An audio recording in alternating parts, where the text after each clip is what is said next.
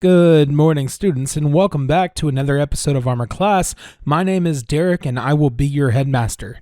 Last week, we joined our heroes as they completed their adventure through the city of Taranka, got questionably caught up with the city guard, and returned a young child to her mother. And we left them as they were getting their first glance of Armor Class, School of Martial and Magical Arts. And this week, we join them as they get their first taste of Armor Class and prepare for the Armor Class Showcase. But first, our normal announcements. By the time that this episode releases to the public, we should be live on Apple Podcasts and Google Podcasts, which is a really big step for us. So if you're enjoying the show and have access to either Apple Podcasts or Google Podcasts, we would appreciate it immensely if you would check us out on those platforms as well and leave us a review, a like, a follow, all the social media things. You can also follow us on other platforms such as TikTok and Instagram. All of those links are available in our link tree in the show notes. And if you would further like to support the show, consider checking out our Patreon, where for just $5 a month, you get access to a number of exclusive benefits, such as having access to official episode releases 7 days before the rest of the public, exclusive bonus content and episodes, such as the outtake episode that is going to go up after the publication of this episode, in-character journal entries, letters home, and poetry, and full-length bonus episodes. You'll also have access to our Patreon-exclusive Discord channels, and be invited to any and all live events that we hold. For $10 a month, you'll have access to the entire homebrew resource database built for Valaya, Taranka, and Armor Class. So if you play D&D and are interested in running your own campaign, you will have access to all the resources to do so. Or if you would just like to follow along and look at the character sheets of the people that you're hearing about, you'll have access to everything necessary to do so. And if you're interested in being an even bigger part of Armor Class, for $15 a month, you will receive a personalized shout out in every episode of Armor Class. And that's the pitch. All in all, we just want to say how much we appreciate all of you. We love sharing this story with you and these characters, and we can't thank you enough for listening and following along. So, without further ado, let's get into the episode. Please turn in your books to Chapter 3, The Armor Class Showcase. Thank you so much for listening, and we hope you enjoy the episode. We're on a journey to discover what we're made of in a world that we don't know. Humble beginnings to the grandest of adventures to show. The future is calling our names, and we will cross that horizon into brighter days. We will stand in the face of defeat, so we can rise up above the mistakes that we've made, to believe in the good that we see. As the world keeps on turning and the winds of change blow, we'll rely on the friends that we've made. As new evils arise, we will defend our homes from the perils that stand in our way. So you guys have experienced quite a bit, and as we left off, as you crested the staircase from the second tier of Taranka up to the tier 4 Armor Class's castle, and you guys saw some familiar faces. So I'm going to take us back just a little bit and have you reintroduce you to the castle and the people that you see, and we'll get rolling. All right. Uh-oh. Mm-hmm. It's fine. So as you make your way up the alabaster steps that take you from the second tier of Taranka, you see the gates of the Armor Class are open wide and framed by massive pillars. As you crest the top of the staircase, you notice there are people, presumably students, standing everywhere in the open courtyard. And beyond them, you see the beautiful walls, peaks, and towers of Armor Class stretch to the sky.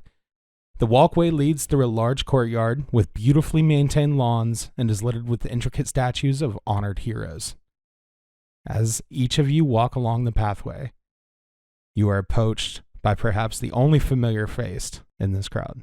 So, Vash, Yeah. As you're looking around at everything, a not orc approaches you as you call her. How dare they?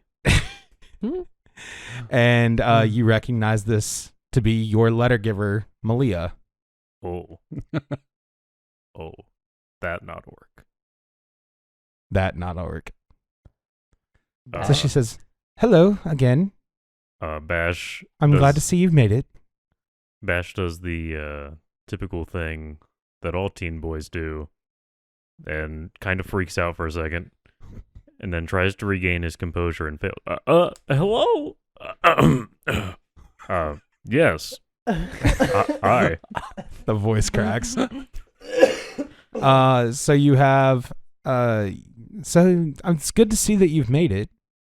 Yeah, I got lost a few times, but I made a new friend and we adventured, fought an apple wizard. An apple wizard? Yeah, it was a weird thing. It was super interesting. weird. She brushes her hair back behind her horn. She says, maybe you could tell me about that sometime. Well, yeah, that'd be super, Rin, what do you say when things are good? Rin! I don't know, yippee? I don't know. Yippee, that'd be super yippee. Oh my god. Did you just? That's great. Ren was barely paying attention. Yippee. Wow. She says, right. Okay, well, if you will come with me, I will take you to the amphitheater. Oh, the yeah. arena. I'll follow you anytime. I mean, right. Let's go. Okay. Wait, And do you say anything to your group of friends that you got here with? No, Bash forgot all about them except for Rin. Ren's just looking at all the people like in shock. Yep. Bash Everybody's just here. reaches out and grabs for Rin. Hopefully he's there. He's not.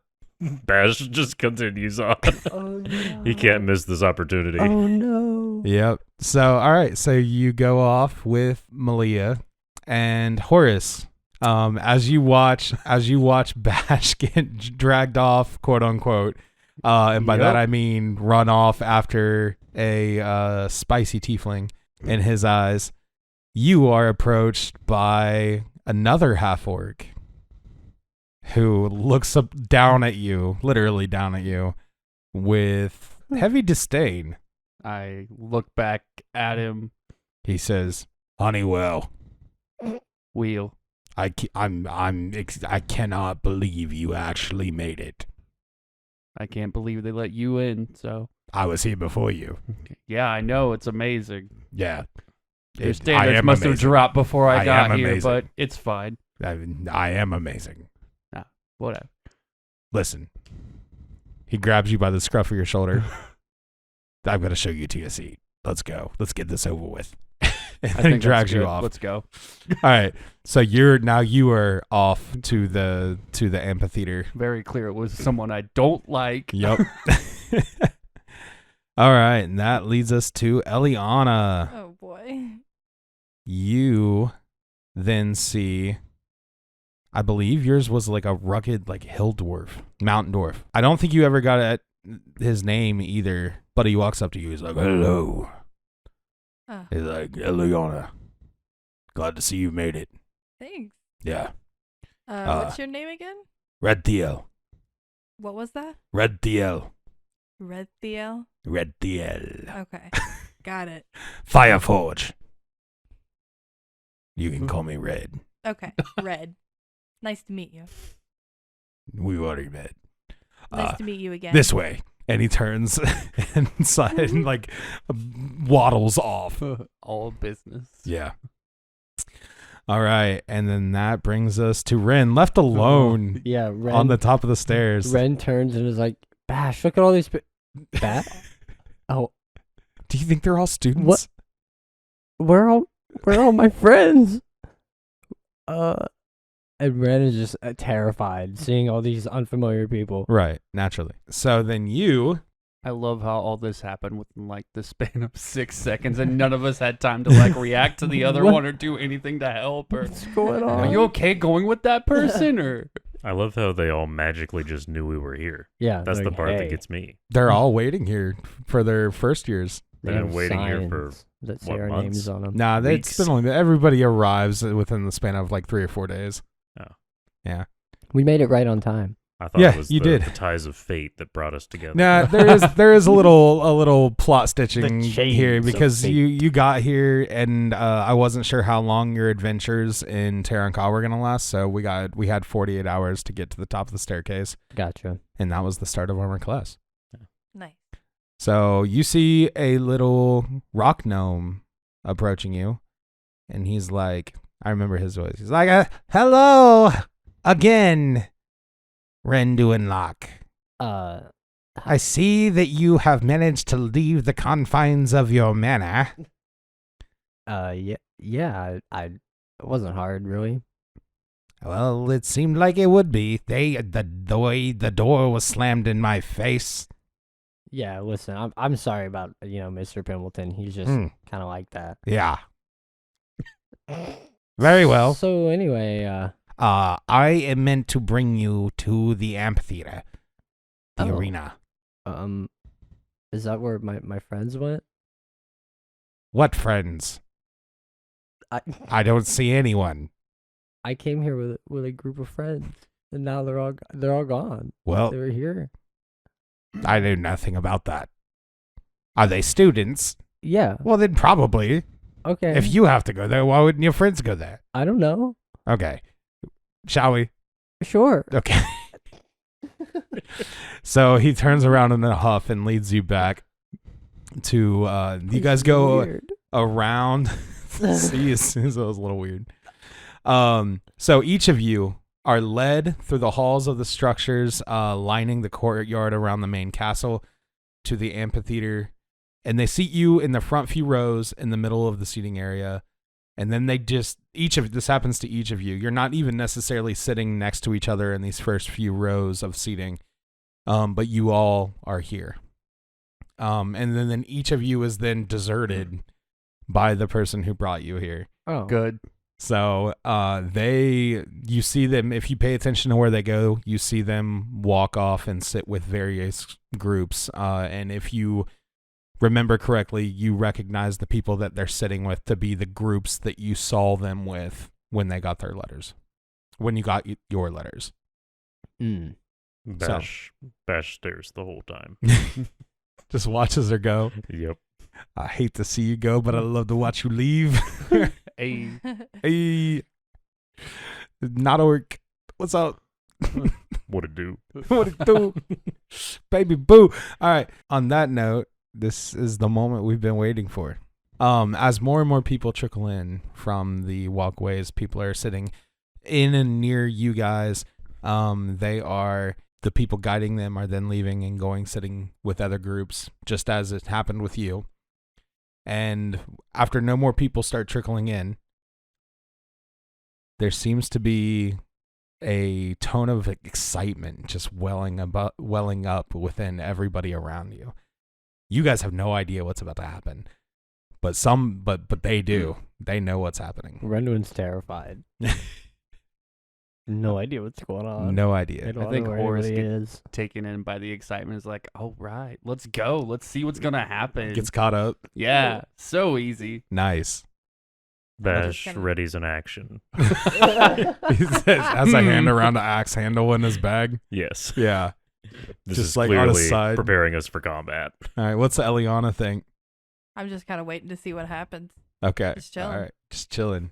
Going with the flow. So as the din rises, it all of a sudden just drops out completely. There's no sound. Everyone is quiet. And you look around and you're not sure what's changed. But then as you look up on the balcony over the arena within the amphitheater, walks out a lanky, thin, red dragonborn. And it's an impressive sight. What the hell? What is that? I didn't think those were real. What the hell is this place? All right.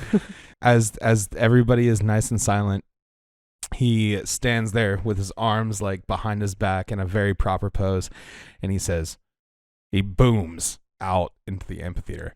Armor Class School of Martial and Magical Arts has stood on these grounds for over 1,200 years. And though the heroes that once saved our world from destruction have long since left us, their legacy lives on through each and every one of you.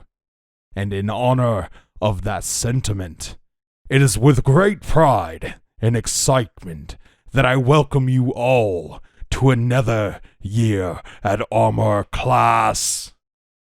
And the crowd erupts in massive cheers. Woo! Ah! Ah! Why is everyone I screaming? cover my ears. It's the excitement is palpable. So he continues. To start off this afternoon's festivities, an introduction. My name is Karator. Some of you might have heard of me and my adventures, but currently I am the headmaster of Armor Class. As for some announcements, got tripped up. The forest is a restricted area for which you must have written permission from staff before you may enter, and is furthermore prohibited entirely to Greenhorn students. I find that it is also pertinent to remind you that Armor Class, in its extensive history, has played host to any number of greater beings over many years. Frightening fae, dangerous devils, and even the occasional god or goddess have been known to dwell and walk openly amongst our grounds. Take this word of caution, for though all who venture here respect our goals and missions, a wayward student might find themselves striking a kinship they are not prepared to honor. And lastly, and he gets very serious, the Armor Class staff, myself included, work very hard to ensure that each and every one of you are safe within these hallowed walls. But by the very nature of what you will be learning here, you will find yourself up against real dangers, the likes of which you will have never seen before. That being said, do not make our jobs harder by being careless or reckless. Be vigilant, be attentive, be smart, and one day you will be heroes! The crowd erupts in applause and cheers. Did you guys find that inspiring? Yeah, that was pretty good. That was I exciting. liked that. I'm Fantastic. pumped. I'm ready. Yeah. All right. So this is going to be, you guys can interact however you want. This is going to be a lot of me just telling you what you're seeing, okay? A lot of it. So, now, without further ado, the moment you've all been waiting for. Let the class showcase begin! Karator steps aside, gesturing behind him, and a howl echoes out of the darkness just before a hulking high elf emerges at full speed. He launches himself over the railing as from somewhere you can't see, a large oak barrel just flies into the air of the arena. And with one sweeping motion, this man that just yeeted himself off the balcony cleaves it to splinters with his great axe. Good lord. Oh my god. That's awesome. Yeah, he lands on the ground, and you look into his eyes, and they're just filled with rage, but he's just looking around. From beneath the balcony, a bulky hill dwarf steps out toward the big high elf, and she draws her great axe, and her eyes fill with rage, and they meet. And Karator says, "Presenting Professor Sakar and Professor Rentheth and their Barbarian Showcase." Professor Sakar moves first. With an echoing bellow, he blasts across the distance between him and Professor Ranteth in nearly an instant like a charging bullet. He raises his great axe high above his head, ready to bring it right down on his opponent, but Professor Ranteth blocks Sakar's attack with her own great axe, and sparks fly from the crashing metal. Ranteth throws Sakar back 20 feet as she deflects his attack, paralleling his strength. Ranteth raises her great axe to the sky and shouts, "Let my rage be your tool, my body your vessel. Let your divine might flow through me." The sky seems to darken as she speaks. Then from directly above her, a sharp beam of golden radiant light rends through the clouds and strikes her raised great axe. Ranteth smiles, now emitting the same golden light herself, her confidence and presence now palpable as her power radiates off her body in waves. The crowd begins to cheer even stronger. There's laughter coming from the center of the arena. It's deep and guttural. It's like a growl. And as you shift your attention from Professor Ranteth to Professor Sakar, you see him hunched over, dragging his great axe on the ground, and he drops it entirely. He throws his head back in a rage-filled madness. And as that cackle that you've been hearing deepens, his eyes bulge, and he begins to change. Ew. His face and jaw elongates into a snout, his eyes redden, and his teeth turn to points. His hair becomes long and shaggy, and his fingers grow into deadly claws. His feet turn into paws, and his legs become canine in structure. Professor Carr falls forward on all fours, his eyes staring dagger into Ranteth's gold ones. The tension rises, and everybody's cheering. They move at the same millisecond, and in a blink of an eye, they've changed places on the arena field. It appeared that neither attack had connected until Professor Ranteth's radiant glow begins to flicker, and she begins to fall. Professor Sakar changes back into his normal form, and catches her before she hits the ground. And Karator speaks, "And there you have it, folks. Professor Sakar takes the Barbarian Showcase this year. And what a show it was." And so he leads the crowd in a round of applause. What do you guys think of that? What the hell? They knew that he was was going to turn into awesome. a monster? Red's mind blown. That was the most intense thing I've ever seen. Yeah, it was high energy. Are any of my friends within 30 feet of me? Yes. Okay. Yeah. Who's within 30 feet of me? Roll it. 14. Eliana is Eliana. within Okay. 30 feet of you. I would say I've done this. I'm going to, because I'm Ghostwise, I can telepathically check in with her and do the Okay. telepathic speech. I'm just going to check in with her and be like, "That was so You said cool, this. wasn't You it?" have done this I'll say she like knows my voice. We've probably Okay. done this like on our adventures. on your journey. Yeah, on our journey to here. Cool. I'll just be like, "That was so cool." Can she talk? Can she speak back? Yeah, she can speak back if she shares a language which we both speak common, I assume. Yes. Oh, okay. You do both. Yeah. So what do you say back? That was that. I don't even know what to say about that. That was extremely wild. This was just the first one. I'm so excited. That was It's the very first one. exciting. I'm still trying to comprehend it at all. You going to take barbarian classes? I think so. Ooh. No. You should wait. We should Yeah, wait. See all of them. Wait. Yeah. Yeah. Yeah.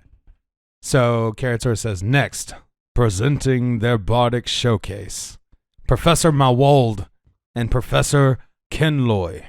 The first is a human with a charming smile. He steps forward in a full theatrical garb, his arms raised in a grand gesture of presentation. Beside him, a beautiful tiefling woman, a beautiful tiefling woman expertly playing a lute. Oh. Yeah. Another not orc. Yep. Uh-oh. Hot for Professor teacher. Kenloy is atop the balcony playing the lute, and Professor Malwold is leading in with a flute up on the balcony. Professor Kenloy jumps from the balcony to the arena floor with an effortless grace, not missing a note at all. As the music rises, Professor Mawald lowers his flute and begins to speak to all of you. He begins to sing. He says, "Attention all, young eager minds, and listen to my prose, for it is here that heroes learn to face and fight their foes." And as he sings, from the arena floor, Kinloy is like dancing while playing her lute. Magic is materializing around her. She is creating these almost ethereal beings and effigies, figures that dance around her and follow along in the dance of the music. As she elevates her playing, they begin to move faster. There's sparkling and shimmering and visible magic everywhere. And Mawald continues, "Take Kinloy here, a skillful bard. She's of a mighty batch. As a master of creation, her magic knows no match." Sparkles and lights begin popping and dancing along with all the figures as they twirl around, Kinloy conducting them along with their music. "Me, myself, I tell tall tales to inspire those around. The web of lore I weave indeed does much to draw a crowd." And as they begin to intertwine their two bits of bardic magic, you can feel the level of inspiration rising within the crowd. You guys all feel like you're hanging on their every word, their every movement. We all know where Bash is looking. Right at the Nodawik. Glad we're establishing Bash's type. Now, here you are, Blake Pages all, on the precipice of glory.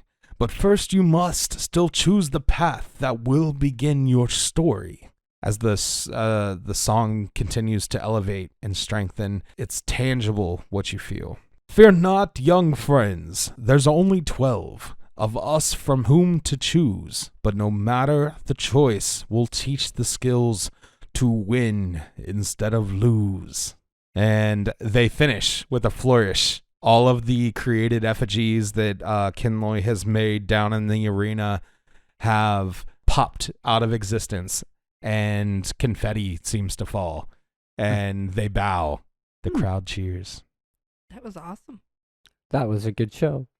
Good show. That one wasn't scary.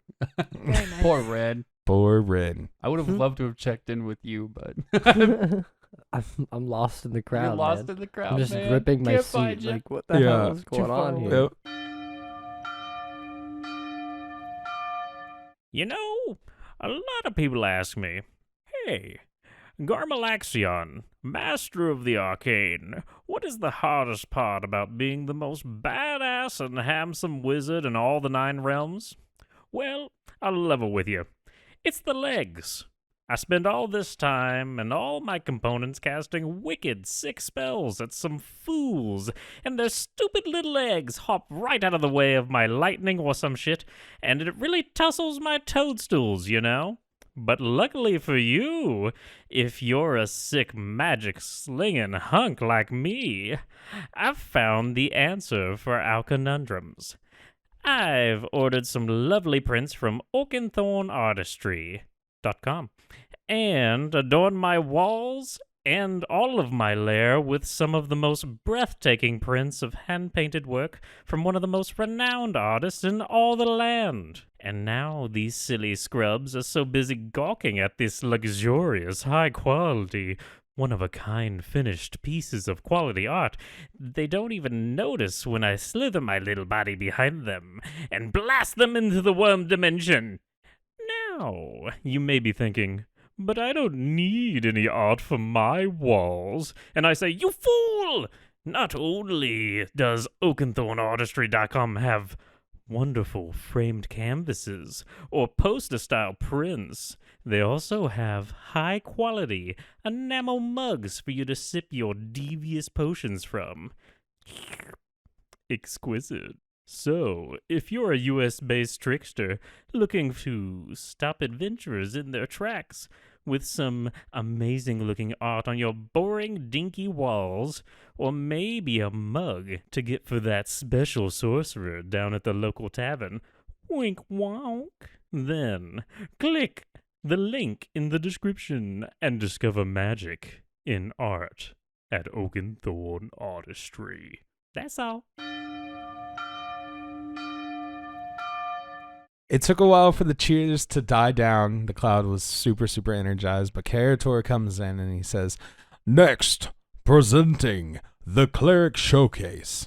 Professor Agami and Professor Maximian. Professor Agami walks in. She's a tiny rock gnome. She wears a suit of gleaming plate mail armor emblazoned with the symbol of the goddess of knowledge. Professor Maximian is tall, lean, half-elf, green eyes, simple robes, carried a staff that glows with soft white light, and they walk into the arena. All right, so Agami was the first to act, unleashing a barrage of spells in quick succession. She began casting Bless on herself, granting her additional strength and accuracy. Next, she summoned a spiritual weapon, a shimmering blade of pure energy that floated beside her, ready to strike at her command. Finally, she unleashed a powerful fireball, sending a ball of flames hurtling towards Cruz. Maximian. He was not caught off guard. He quickly raised the shield, which glowed with a bright light, and as it absorbed the brunt of Agami's attacks, he then unleashed a wave of radiant energy, striking Agami with searing light. The light burned away her blessed spell, leaving her vulnerable. Undeterred, Agami continued her assault. She summoned a wall of force, a shimmering barrier that surrounded her, protecting her from Maximian's attacks. She then cast Guiding Bolt, a searing beam of energy that lanced out towards Cruz. Maximian. I didn't introduce him by his first name. Maximian was not so easily defeated, however. He called upon the power of his domain, summoning a group of celestial soldiers to aid him in battle. The soldiers charged towards Agami, their swords glowing with radiant energy. Agami quickly responded by casting Hold Person, freezing Maximian in place and preventing him from attacking. She then unleashed a devastating thunder wave, sending a powerful shock wave rippling out from her, slamming into Maximian and the celestial soldiers. He struggled to regain his footing, but was quickly overwhelmed by Agami's relentless assault. She continued to pummel him with spells, her spiritual weapon striking true with every blow. Finally, with a final blast of magical energy, she brought Maximian to his knees. Yeah, that's some lady power. Yeah. I think Horrace is stunned. He's never seen this level of magic before. Brendan's never seen this much fighting. Well, Get used to it. Yeah. What's Bash think? Is he getting excited Yeah. about all the combat? Bash is excited about this fun show that's part of the party. That's part of the entertainment for the party. Yeah. And he's kind of looking around, seeing all the not orcs around him, and a little confused, but excited, and wondering where the food booth is so he can get a drink. What's a show without an ale? He's too young ginger to have ale. ale. Yeah, ginger ale. Orc ginger ale. Not sponsored. It's the most soon. alcoholic drink ever made. we're gonna make orcish ginger ale. Yeah. Is that gonna be one of our merches? Mm-hmm. It's just moonshine with ginger ale poured on top. Just a splash. Oh my gosh, just a splash with A Bash. jar of Just a moonshine that splash sat with next to some Bash. ginger ale for an hour. What? I said a jar of moonshine that sat next to some ginger ale for an hour. Yeah. Yeah, that's it. Give it the LaCroix. Yeah. The- It's put recoil next effect. to the Uh, ginger. Yeah. No That's ginger hilarious. added. Just a hint. Ginger-free ginger ale. My You don't favorite. want it. So Agami goes and picks Maximian up, claps him on the back, and they walk off arm in arm. And Karator is back on the balcony again. He says, "Well fought, well fought. Now, the Druidic Showcase. Professor Goldhollow and Professor Aaron." Moving it into one corner of the arena, Professor Goldfellow, dressed in light armor, and his hair is a shock of white that glows in the sunlight. In the other corner stands Professor Aaron. He's a hulking figure, dressed in sturdy leather armor and carrying a staff that crackles with energy. The two professors face each other, and the crowd falls silent. Then, with a nod to each other, they begin to cast their spells. Professor Goldhollow starts with a simple incantation, and suddenly the air around him begins to shimmer with a pale blue light. He's cast the Armor of Agathis spell, which will protect him from harm and inflict damage on anyone who strikes him in melee combat. As he finishes the spell, he holds up his hand, and a wall of ice appears between him and Professor Aaron. Professor Aaron responds with a spell of his own, He begins to chant, and the air around him begins to hum with a low vibration. Then, with a flick of his wrist, he sends a wave of energy towards Professor Goldhollow. It's the Thunder Wave spell, and it hits the ice wall with a resounding boom. The wall cracks but holds, and Professor Goldhollow is unharmed. Not to be outdone, Professor Goldhollow casts a spell of his own. He stretches out his hands, and a ball of fire appears between them. He hurls it towards Professor Aaron, who dodges to the side, but is still caught by the edge of the flames, causes a small explosion, scorching the ground and sending up a cloud of smoke. Professor Aaron responds with a spell of his own, calling forth a swarm of insects to attack Professor Goldhollow. The air around the halfling fills with buzzing, biting insects, but he's able to brush them away with a wave of his hand. Finally, Professor Goldhollow decides to try a more unconventional approach. He raises his hands towards the sky, and the air around him begins to grow colder. Snowflakes appear in the air, swirling around him in a miniature blizzard. The snow begins to fall faster and faster, and soon it's a full-blown blizzard. The wind howls through the arena, and the snow piles up around the two druids. Professor Aaron struggles to see through the swirling snowflakes, and he can barely hear his own thoughts over the sound of the wind. He's disoriented. Taking advantage of his opponent's confusion, Professor Goldhollow summons forth a spectral polar bear. The bear charges through the snow towards its target, its ghostly form leaving no tracks in the snow. Professor Aaron tries to counter with a spell of his own, but the blizzard is too strong and his spell fizzles out. He draws his scimitar and prepares to defend himself against the spectral bear. The bear claws at him, but Professor Aaron is able to fend off the attack. Suddenly, the blizzard dissipates and the snow stops falling, and the polar bear disappears, and the two druids are left standing in the middle of the arena, panting and sweating. The audience erupts into applause, cheering for both professors. The magic is really interesting. Renduin is very interested in all the Horrace magic seeing on a display. halfling like shifts in his seat and stands like a little taller and more proud. Like, yes, this is what halflings are capable of. Karator comes back, and he says, "Congratulations to our druids, an excellent show of the magic and power of nature. We welcome to the arena for the fighter showcase, Professor Konak and Professor Pyrrha." You guys, the audience doesn't know Professor Pyrrha yet, but you guys know Professor Yeah, Pyrrha I remember. from the beta session. Yeah. Whoops. Professor Konak stood tall and proud, his long silver hair flowing in the breeze. He wore a set of ornate plate armor engraved with intricate runes that glowed with a faint blue light. In his right hand, he held a massive greatsword, also adorned with glowing runes. On the other side of the arena stood Professor Pyrrha, a graceful figure dressed in lightweight armor that allowed for freedom of movement. Her long dark hair was tied back in a tight braid, and her piercing green eyes gleamed with determination. As the signal to begin was given, the two professors charged toward each other, their weapons raised. Konak swung his greatsword in a wide arc, aiming for Pyrrha's midsection, but Pyrrha was quick. She dodged to the side, narrowly avoiding the blade. Pyrrha retaliated with a series of quick jabs, her fist glowing with psionic energy as she channeled her inner power. Konak parried her blows with ease, his sword singing as it clashed against her attacks. Suddenly, Konak let out a loud shout, and the runes on his armor flared with a bright blue light. He grew in size and strength, towering over Pyrrha like a giant. Pyrrha remained undaunted, however, and continued to attack with quick and precise strikes. The two professors continued to exchange blows, their weapons clashing with thunderous force.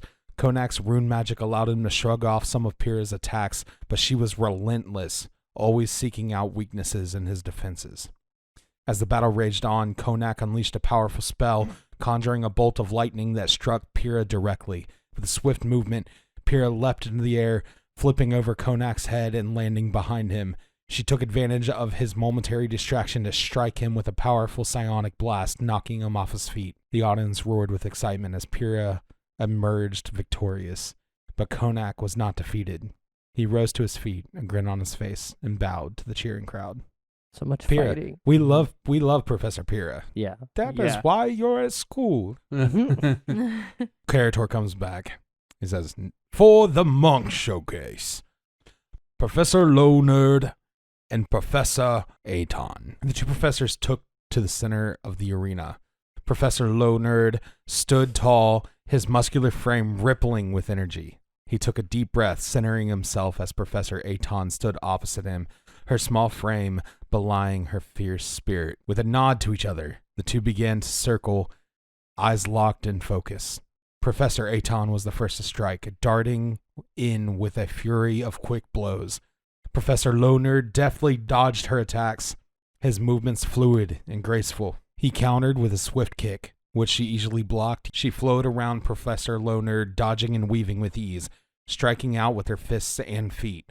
Professor Lownerd was not to be outdone. He used his ability to launch a bolt of energy at her, which she dodged, barely avoiding the blast. She responded with her own, which she deftly deflected. The crowd was on the edge of their seats as the two professors continued to battle. As they circled each other, a hush fell over the audience as they prepared for the final exchange. With a shout, Professor Aton launched herself at Professor Lownerd, her fist flying in a blur of motion. He met her attacks head-on, his own fist striking with deadly accuracy. Professor Aton landed a swift kick to Professor Lownerd's chest. He stumbled back, gasping for breath as she stood triumphant in front of him. Professor Lownerd simply smiled, acknowledging her victory. Monks are cool. Monks are cool. They don't get good till Monks are very cool. later. I played a level 15 monk. That was very, very Did fun. you? Yeah, remember? That was your campaign. Oh, yeah. Yeah. Yeah, we played it for a minute. Monks are good. Karator takes to the balcony again. He says, "Well done, professors. Now, for the Paladin Showcase. Professor Baratil and Professor Umolau." Do you need spelling? I see you taking notes. I think I'm the only one, and I'm the only one that's not going to use them because I'm an idiot. So I feel kind of like I'm wasting my time, but I'm going to do it anyway. I'm gonna ask him 'cause for him D&D. later. So Yeah, but is Bash going to actually take notes on the entertainment? No. no, but I'm sure one of Jeremiah's us would have, and we reference. would have shared. Maybe. As if Bash would even be concerned about notes anyway. It's a party for all he knows. Nope, this is a party. Exactly. This Yeah. is all entertainment that he It's all didn't have to big pay show. for. Bash is super excited because it's nothing but fighting, and he didn't have to pay for it, and he's at a party. I just imagine Bash is just like at the edge of his seat, just like, what's next? What's next? Yeah, he's having a great time. He's a little annoyed that nobody's brought out food yet. But Nobody's besides died. that, there's no drinks. He's around a bunch of weirdos who aren't fighting because he thought this was going to be where the fighting was happening. He gave up on round 3. He was waiting to be invited. Yeah. Yeah. But yeah. Does Ren's anyone waiting to dare be forced- challenge? That's awesome. He was hoping it would be like a mosh pit situation, Oh God! Right. Oh my god. Everybody metal enters. which is the only form of music that orcs have. Yep. I love it. That's hilarious. And drums. They've got drums, right? Well, yeah, they play those around the mosh pit. Yeah. Okay. Inside the drum circle. Yeah, A drum circle's just an orc mosh pit. exactly. I'm glad you figured it out. All right, so Professor Baratil, a powerful red dragonborn, stood tall and proud. She wore gleaming plate armor and wielded a glowing greatsword in one hand. On the other side of the arena stood Professor Umulau, a charismatic tiefling. She wore imposing black armor, and her great sword hummed with dark energy. As the two professors eyed each other warily, the crowd grew hushed, waiting for the first strike to be made. Suddenly, Professor Umulau charged forward, her sword glowing with malevolent energy. Professor Baratil braced herself, holding her sword up in a defensive stance. As Umulau's sword crashed down against Baratil's great sword, a burst of light exploded from the point of impact, causing both combatants to stagger back. The audience gasped. Baratil quickly regained her balance and launched a counterattack. As she brought her sword down upon Umulau, a deafening boom echoed through the arena, sending shock waves rippling across the ground. Umulau was knocked off her feet. Umulau scrambled to her feet, snarling in frustration. She charged at Baratil again, and this time the two swords clashed in a shower of sparks. The two paladins circled each other, their swords flashing in the sunlight as they fought with all their might. Eventually, Baratil gained the upper hand. With a final, powerful strike, she disarmed Umulau, sending her sword flying out of her hand. Umulau fell to her knees, panting heavily, as Baratil pointed her sword at her defeated opponent. The two paladins embraced, and the crowd erupted into cheers and applause. Yeah, the two professors bowed to the audience, acknowledging the applause before leaving the arena. Karator comes back out on the balcony, clapping. He says, "Well done, well done. Now, welcome Professor Dyer and Professor Setuv in the Ranger Showcase." Professor Dyer stood on one side of the arena, her leather armor glinting in the sun. Her bow was slung across her back, and her quiver was full of arrows. On the other side stood Professor Setuv, a high elf with his trusty companion, a giant eagle named Zephyr. The audience watched intently as the two professors sized each other up, both eager to showcase their skills. Professor Setuv gave a sharp whistle, and Zephyr took to the sky, circling overhead. As Zephyr dove down, his talons poised to strike, Professor Dyer swiftly fires 2 arrows in a single shot. The first arrow flew true, striking Zephyr in the chest, but the second arrow missed as the bird flapped its wings and moved to the side.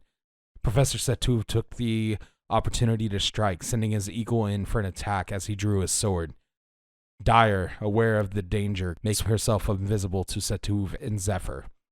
Setuv, confused by Dyer's sudden disappearance, was on high alert, ready to defend himself against any incoming attacks.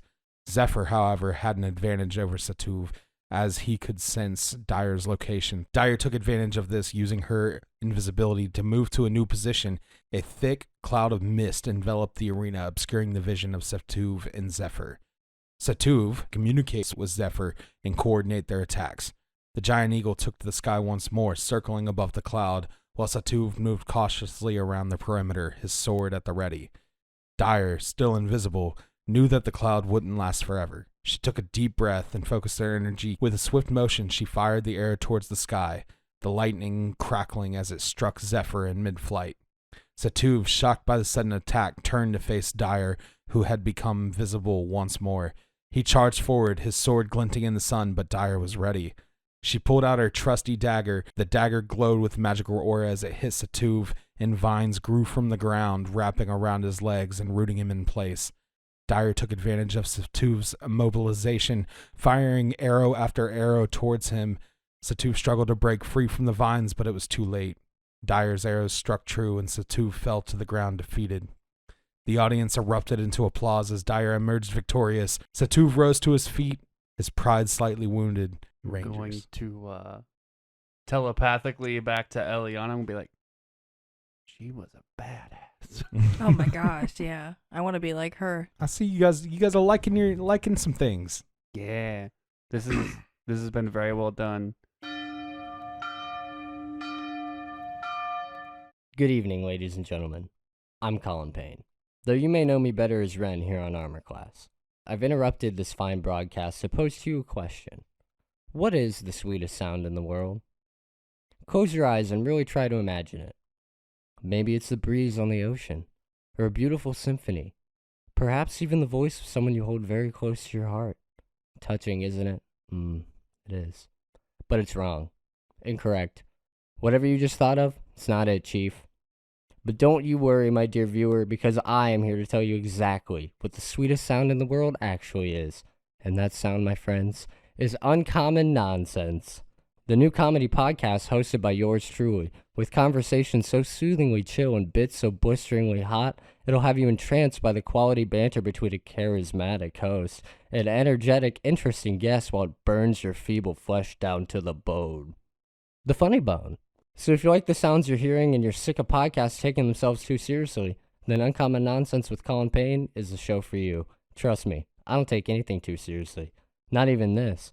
The entire time I've been recording this ad, I've been playing a janky recreation of Flappy Bird. You guys remember that? The iPhone game? Taken off the App Store? Anyway, get your funky junk over to youtube.com/uncommoncolyt and subscribe. Or give us a listen on Spotify by searching Uncommon Nonsense with Colin Payne. Or clicking the link in the description. We upload new episodes every other Thursday, so we'll catch you then. Now back to Not This Ad. All right, so Karator is back on the balcony, and he says, "Now, a showcase of roguish abilities by Professor Enenth and Professor Jara." At the center of the arena, Professor Ananth and Professor Jara face each other, weapons drawn and spells at the ready. Professor Ananth charges forward, his rapier flashing in the sunlight. Professor Jara, meanwhile, quickly disappears from sight, blending into the shadows. Ananth stops short, weary of his opponent's trickery. Suddenly, Jara appears behind him, wielding a short sword in each hand. Ananth is quick to react, dodging the first strike and parrying the second with his rapier. With a quick flourish, he strikes back, but Jara easily dodges his attack and disappears once more. This time, Jara reappears on the other side of the arena, taking advantage of her natural elven speed and agility. She launches a barrage of spells at Ananth, who manages to dodge most of them, but takes a hit from a well-aimed ray of frost. Ananth responds with a spell of his own, casting Misty Step to teleport behind Jara and catch her off guard. He strikes with his rapier, but Jara is quick to react, dodging and countering with a sneak attack of her own. The two combatants continue to dance around each other, and Ananth is disengaging from Jara after each strike and avoiding her retaliatory attacks. Jara, meanwhile, uses her spells to keep Ananth off balance, using illusions to create distractions and openings for her attacks. The audience watches in awe. Ananth uses his resilience to shrug off Jara's spells, while Jara uses her accuracy to land devastating critical hits. As the battle reaches its climax, Ananth finally lands a critical strike of his own, hitting Jara with a powerful sneak attack that leaves her reeling, and she responds with a spell to create multiple copies of herself and confuse Ananth. In the end, it's Ananth who emerges victorious, using his cunning and quick reflexes to outmaneuver Jara's spells and land the final blow. The audience erupts into cheers as the two rogues bow to each other in respect. Rogues are amazing. Do love a good rogue. Yeah. They're so good. Yeah, as you guys were watching this, you're just seeing like these people like disappear and reappear, Yeah. like all Yeah, over like, the is that spells it? come out Oh, of nowhere, there they are flashing again. of swords. Brendaman's definitely like, oh shit. Oh shit! That's There's kinda something cool. about that. That's I can kinda see you neat. leaning that way. He broke into the library. You guys will see that in the future. In my father's study. Yeah. Yeah, I was thinking about like potential bounty hunters that'll come after us after armor class, but that's fine. No. That's adventures for later. No. Yeah. Surely not. My father doesn't care enough about me to send bounty hunters to come get me. But you took his money. No. Family money. Yeah. Uh-huh. It was lock money, and I'm a lock. All Locked right. up. Karator on the balcony again says, "Now, the Sorcerer Showcase with Professor Maloon and Professor Revan." Professor Maloon, a fierce-looking half-orc with piercing green eyes, stands with her arms crossed in front of her, radiating an aura of confidence. Her red robes billow in the breeze, revealing her muscular arms adorned with intricate tattoos. On the other side of the arena stands Professor Revan, a tall and slender wood elf with silver hair that glints in the sunlight. He is dressed in blue robes that hug his form, and his eyes are an otherworldly shade of purple, hinting at his connection to the aberrant planes. Both professors spring into action. Professor Maloon casts the bless spell on herself, imbuing her attacks with divine energy. She then rushes towards Professor Revan, her hands crackling with electricity as she reaches him.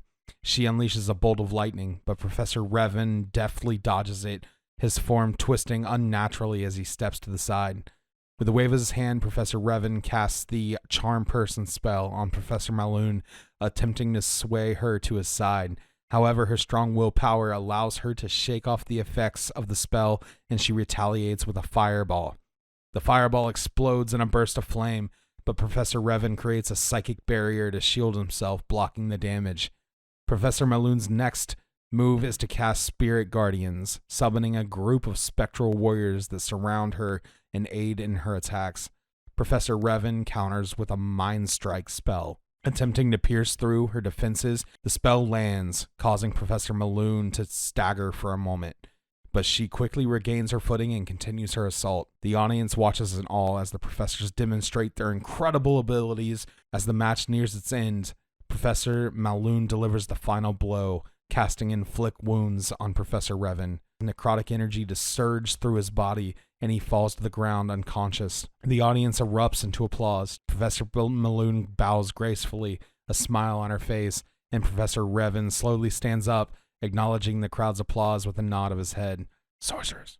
How was Ren feeling? This was a lot of magic, and you were like Yeah. really unsettled at the beginning. It was very, very interesting, but also very confusing because like he's never really seen magic up close. Yeah, so, that was a would-have, though. yeah. Yeah. There's a lot of magic. Also, this would be very cool would for help. someone to do like those like fan art animations. Mm-hmm. Of Right. all these descriptions of these fights. That would be cool. amazing to I watch. see it in my head I cinematically. do Yeah. too, kind of, but it would be amazing. I agree. Maybe we'll have cool fans like that one day. I hope. Right. I'll put it in the chat. Karator, Professor Karator, and Headmaster back on the balcony. He says, with that, the sorcerers, we welcome for the Warlock Showcase, Professor Reza and Professor Aster.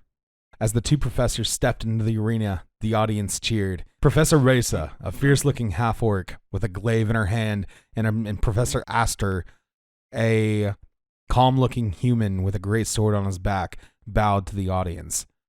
The combat began as Professor Reza charged towards Professor Aster, her glaive gleaming in the sunlight. Professor Aster, however, was ready for her attack and summoned a wall of force in front of him.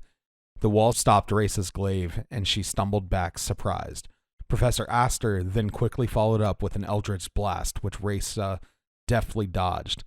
Reza retaliated with a Hex, which he cast on Aster, weakening him. Aster retaliated with a Blade Ward, which he cast on himself. Reza then cast a Thunderwave spell, which created a massive shockwave that knocked Aster back several feet. Aster, however, quickly recovered and retaliated with a Hellish Rebuke spell, which caused flames to erupt around Reza. Reza was able to absorb the energy from the flames and channel it back into her attacks. She swung her glaive at Aster, imbued with the fiery energy, but Aster was able to block the attack with his longsword. Finally, Reza was able to cast a Banishing Smite spell on Aster, which banished him to another plane of existence. The audience erupted in cheers as Reza was declared the winner. He's going to come back. He's gone. He pops back into Forever. existence. But while this is happening, and after the introduction, Eliona, the name Aster sounds super familiar to you. You're not 100% sure where, but you know this name. Ooh. Name sounds familiar. And it's like one of those things that just like it's gonna gnaw at you Yeah. until you figure it out. So Great. Professor Aster pops back into existence, and he looks real frustrated. Covered in he goo. wasn't expecting that one. They bow, and he walks off alone. And our Professor Reza takes an additional bow and then walks off after him. Can we infer after this fight that maybe these professors don't fight a lot with each other like that?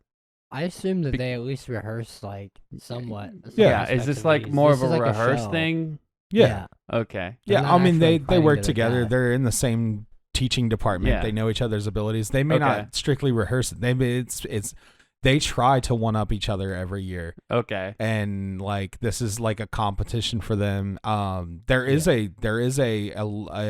your characters don't know this, but there is a Right. level difference between these characters, and every Okay. one of them is more advanced, and one of them is not. Yeah, just as world building, I was curious. Yeah. Yep. So it is something that they probably rehearse, but it may be something they also. Are competitive over. Yeah, exactly. Twin students over. Mm-hmm. All right. So Karator back on the balcony. That was another half orc too. Or at least on one of the last ones. There's another one. Bash is liking the not orcs. There's a lot of half orcs. Yeah, there's a few. Yeah, they're kind of genetically made to be decent adventurers. True. I love their ability when they drop to 0. They actually drop to 1. Such a good ability. Yeah. Bash is finally now starting to wonder, Well, they're not full orc. where are all the full orcs? Oh no. It only took this many battles Yeah. for him to start to be confused. You're like, huh. Well, he just now stopped thinking about food. He was thinking about food the Yeah. whole time. Yeah. Yeah, you caught me. But the thought that sits weirdly in your head is distracted as Karator calls the next showcase, and then you know there's another battle. Oh, this one will have the orcs. All right. Bash gets more excited. Yeah. So, and then Karator steps to the back and he's like, a fantastic display from our resident warlocks. Now, we see the wizard showcase with Professor Sofek and Professor Rarthal. As the two wizards stepped into the amphitheater, into the arena, the crowd of students roared with excitement. Professor Sofek started the duel by quickly casting the spell Magic Missile. He unleashed a flurry of glowing darts of energy towards Professor Rarthal, who deftly avoided them by transforming her body into stone. The darts ricocheted harmlessly off her rocky exterior. Professor Rarthal retaliated with a spell of her own, casting Polymorph on Professor Sofek. The crowd gasped as Professor Sofek transformed into a harmless little toad, hopping around the arena, but just as quickly as he had turned into a toad, he transformed back into his elven form with the spell Dispel Magic. Professor Sofek then began to summon a powerful elemental. The earth shook as a massive earth elemental materialized in the center of the arena, ready to do Sofek's bidding. Professor Rarthal cast the spell Slow on the elemental, slowing its movements. As the elemental lumbered towards her, Professor Rarthal cast the spell Transmute Rock, transforming the ground beneath her feet into quicksand. The elemental sunk into the quicksand, struggling to free itself from the sticky trap. But Professor Sofek had one more trick up his sleeve. He cast the spell Chain Lightning, and a bolt of lightning arced towards Professor Rarthal. She quickly cast the spell Shield, raising a magical barrier that absorbed the lightning bolt and protected her from harm. Professor Sofek summoned a swarm of meteor-like projectiles, while Professor Rarthal transformed her arm into a deadly blade. As the duel came to a close, the crowd erupted into applause, cheering for both professors. In the end, it was declared a draw. I have several distinct problems, What's but I'm going to pretend like they didn't happen Okay. for my sake. Okay. That's fine. wrong? I'm sure if there were inaccuracies with the way the mechanics work, somebody will say something. Somebody They will. They will, so I'll It's just fine. let them say it. It's fine. It's just storytelling, guys. Yeah. Yeah. I take it as they're doing like it's not an actual fight, you know what I mean? So Yeah. it's not like how the mechanics of D&D would really supposed to work. They're just doing spells to showcase that they can do them. Yeah. Like, hey, check out this cool thing I can do. Yeah. If not, we're going to die on that hill.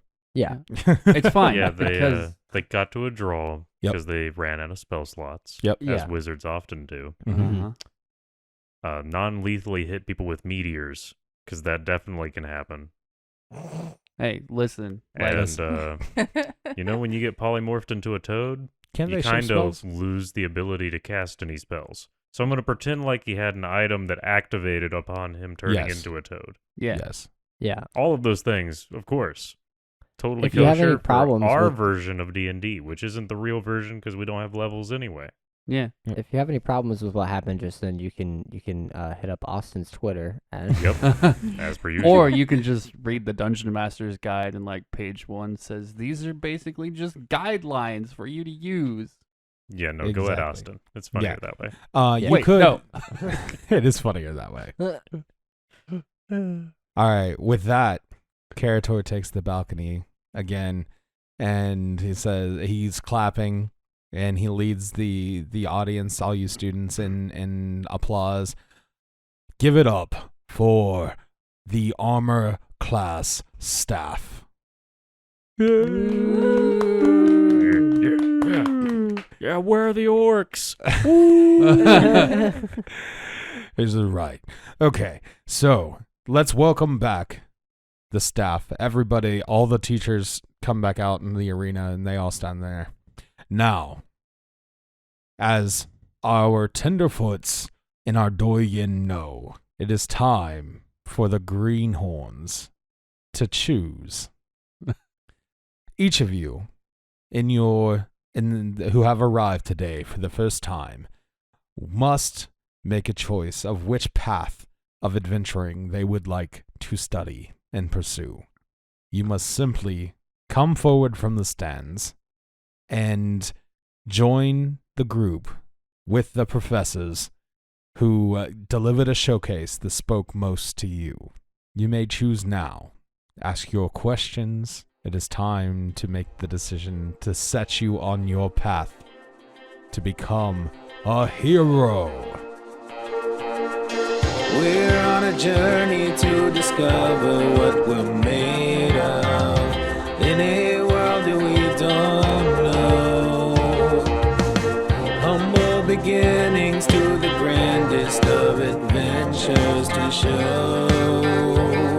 The future is calling our names, and we will cross that horizon into brighter days. We will stand in the face of defeat, so we can rise up above the mistakes that we've made, to believe in the good that we see. As the world keeps on turning and the winds of change blow, we'll rely on the friends that we've made. As new evils arise, we will defend our homes from the perils that stand in our way. Ladies and gentlemen, that once again brings us to the end of another episode of Armor Class.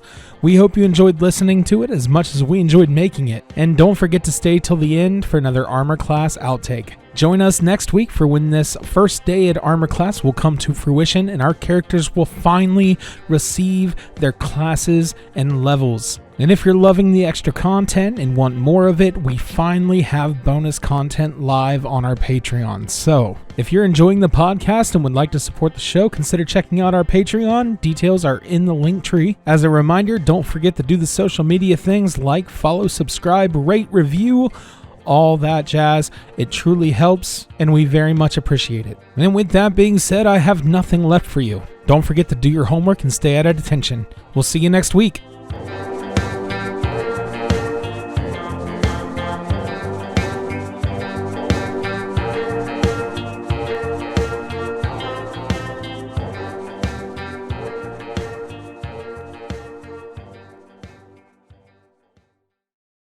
Mud Squinter. I want to be the Mud Squinter. I What? choose Mud Squinter. I A hate man that. walks out on stage and throws out a bunch of mud and says, "Join the Mud Squinters," and just covers himself in it. No magic, nothing impressive. He just gets He's really just a covered muck? in it. That's what And we he's just saw. a staring muck man. angrily at the crowd. He says, "Mud Squincher, Mud Squincher." Well, that's different than what you said. I think That's Mr. Horrace would be horrifying. ashamed. I said Mud Squincher the whole time. You said Squinter. Oh, Squinter? Oh, I'm sorry. Yeah, it's Squinter. Well, because you said Blood Hunter, so I said Mud Yeah. Squinter. Mud Squinter is what he says. He doesn't even know the name of it. He's so confused. Yeah, exactly. And He's then like, they- join the Squinchers. They rush him and tackle him and pull him off stage. He's just he's That's a great. mud elemental that they have to get rid Mud Right. Squinter. Gollum. Join Oh, the Mud God. Squinters. He's eating the mud. Why you like this? What flavor is this? That's really good. Green And apple. don't lie to me, Jeremiah. You Spapple. thought that would have been me. I don't know. It's to do green. It that. says it on the I front. did.